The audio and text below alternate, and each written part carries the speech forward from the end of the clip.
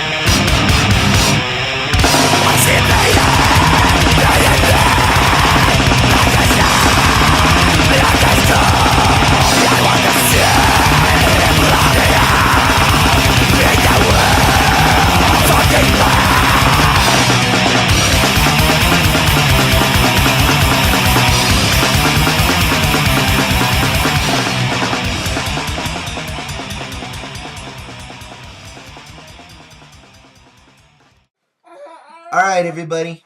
We're gonna try and do this. Baby's very mad right now. Say hi to everybody, Charlie. Why do you have to be such a critic? Charlie doesn't care for the vampire flicks. Now, I've talked about this on the zombie episode before. The George Romero zombie, the slow move and shoot him in the head, eat your guts zombie, comes from a vampire story. It comes from Richard Matheson's I Am Legend. One of my favorite vampire movies, I don't have a single copy of it. I have it in one of those mixed things, is Vincent Price and The Last Man on Earth. I actually think that's a better movie than The Omega Man, personally. And the direct adaptation of the book, I Am Legend, is not that great either. I have that somewhere. Oh well. Whatever. They turned it into a zombie movie. Whatever. But yeah, the zombie movie is a subgenre of the vampire movie. While I'm definitely more of a fan of the zombie movie, the whole top shelf of my movie shelf, is all zombie movies. That's my favorite, genre. It's a subgenre of the vampire, so we gotta appreciate the vampire. Ooh. Right out the gate, we got a piece of shit. Night Watch. This is a Russian vampire movie. This movie is fucking weird. I remember buying this when I was in the military. I was really excited about Night Watch. And I watched all three of them, and it has kind of a cool ending. It was hard to stick with Night Watch. Night Watch it's cool. It's interesting if you're into weird movies, but I don't know if it's a good vampire movie. There's other shit in this. There's werewolves and witches, and it's just weird. Weird shit. Probably my least favorite out of this stack of movies. Now, one of my favorites, and some of the best advice I've ever read or gotten, is from Tom Holland. Tom Holland directed Child's Play, and he directed a great movie called Fright Night. And he said, take something absurd and make it serious. Chucky is an absurd idea. He's a little red-headed, weird doll thing that kills you. It's absurd, but he made that movie terrifying. It's a good movie. Fright Night, he took a teenage boy who has a vampire that moves in next door. It's like the premise to an episode of Are You Afraid of the Dark or some shit. But this movie's so good. It's so solid. The vampire goes for his girlfriend. His mom is in trouble. He's like just fighting this vampire the whole movie. Him and his friends take on this vampire, and they meet this Vincent Price-like character, this Peter Cushing-like character, Roddy McDowall, who is Cornelius in Planet of the Apes. He meets Roddy McDowall, who runs a late-night horror show, and he thinks that Roddy McDowall can help him hunt this vampire. Roddy McDowall doesn't actually think vampires are real, so this is like his adventure too. And the two of them take on this motherfucking vampire. And he's a badass vampire. The guy who plays what's his fucking name? I don't remember. They remade this movie though. We'll talk about that in a second. This is a fucking solid 80s vampire movie. This is in my top 5, easy. There's a fun little sequel that came out. I got a bootleg of it. I don't know if this ever came out on DVD, but I got a bootleg of Fright Night 2. This is a really cool movie too. This is the main vampire from Fright Night. His sister comes to seek revenge from the main character. And something I just thought about. The main character in Fright Night, his name is Charlie. Did I name my son after the character from Fright Night? I'll let you decide. I'll let you decide that one. So they did a remake. I don't own the remake. I saw it a million times. It's not bad. They actually did a pretty good remake. And I was surprised because when I was watching the promos for it, I did not like what I was seeing. But they did a follow-up to that remake, and they made this movie called Fright Night 2. Big shock. This is fucking weird. It's just the weirdest vampire movie ever made in modern days. The ending of this movie, it just gets crazy. Like, he goes to fight the chick vampire. She turns into this hideous demon thing. There's blood everywhere.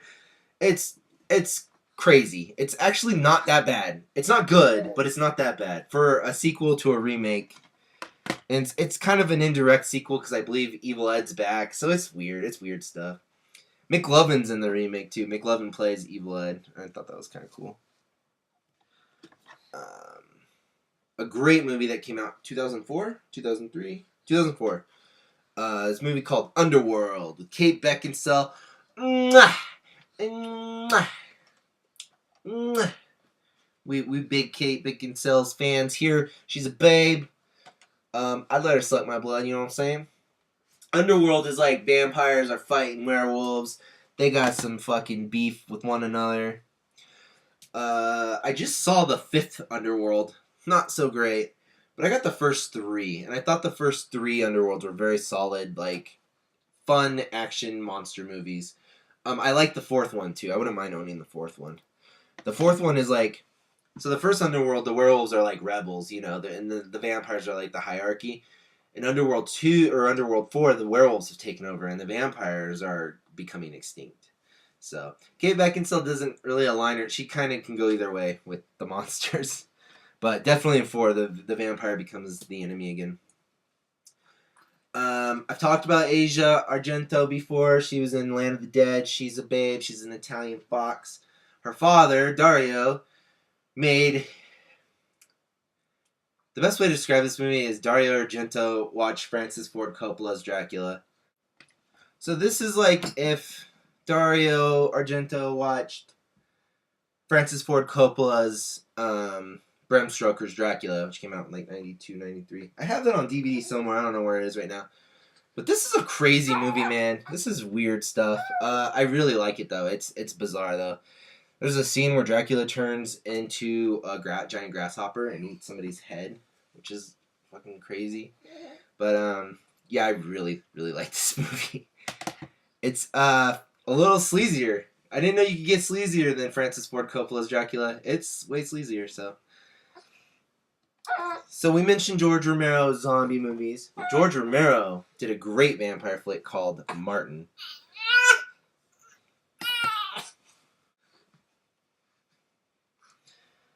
So he did his vampire flick, which is Martin. This is kind of a different take on the vampire genre. Did you get pee on me or is that sweat? I hope that's not pee. This is a cool movie. This is very different. And I think he did this after From Dusk Till Dawn because his wife's in it. Nope, this is a year before From Dusk Till Dawn. Dawn of the Dead. He met his wife on the set of Martin, I believe. We got a fun little Christmas indie vampire flick called Two Front Teeth. This is a cool movie. Very weird. Forget milk and cookies. This Christmas he wants blood. Basically Santa Claus is a Nosferatu. Cool stuff. I've only watched this movie once, but I bought it purely because I loved the cover to it. Bloodsuckers from Outer Space. This is another weird indie flick that came out in the 80s, I believe. Interesting stuff. I wouldn't mind watching that again because I haven't seen that for a while. Alright, we're going into my faves now, guys. I showed you a couple of my faves to get this started. Fright Night's great. That's such a good movie, man.